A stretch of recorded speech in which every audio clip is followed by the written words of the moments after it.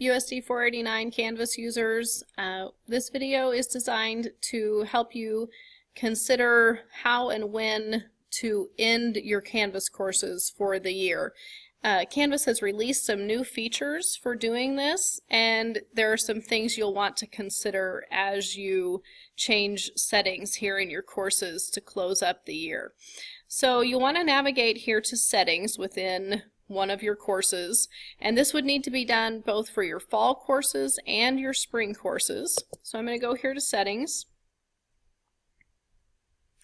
You'll want to consider how long you would like to accept coursework within your Canvas courses, as well as how long you would like for students to access your course in a read-only situation, or even to the extent that you would no longer like students to have access to your course at all.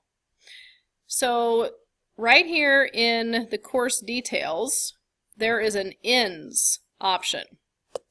This decides when students will no longer be able to submit assignments or participate in your course. They can still click around, but it's more of a read-only environment.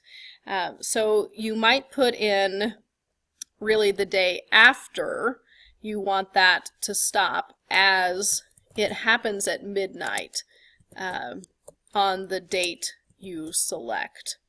So for instance here, if I wanted them to be able to add content all the way up through midnight of May 19th, I would select May 20th as this sets it to end really the previous day, and that gives you this little exclamation point explains that to you.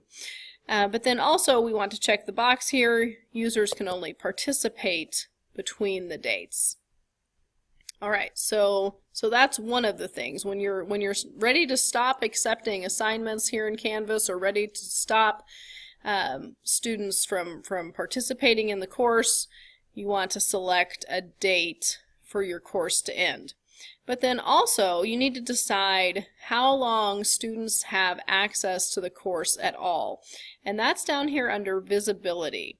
Alright, so if you check this box, restrict students from viewing course after date, your students will no longer be able to access your course even in a read-only format, though it will still show up for them in their list of courses when they go to courses and then to all courses.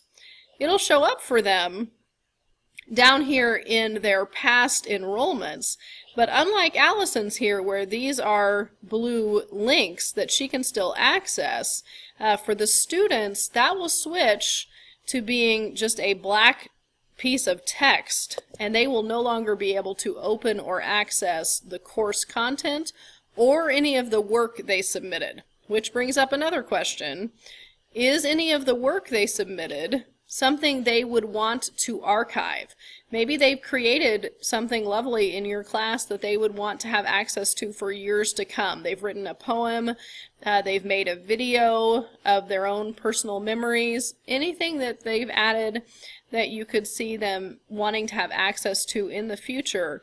They would need to add that to their own personal cloud storage or their own personal device in some way, shape, or form. I would point out that students' OneDrive accounts here in the district, their district OneDrive accounts, are wiped on June 1st. So they will no longer have access to anything they saved to their district cloud storage from year to year, as we wipe those every June 1st. Also, they wouldn't want to email it to themselves on their district account, but they could email from their district account to a personal account and store a file in their own personal email, or once they email it to a personal account, access that and store it to a personal device. And they wouldn't want to store it to their district Surface as we wipe those, or the district iPad, as those will be wiped and have a clean slate come next fall. So those are all things you'll want to consider before finishing these two things up. Again, an end date here and checking the box to decide when the students can stop participating in your course. And then down here in visibility, making sure that you restrict the students from viewing the course after the end date.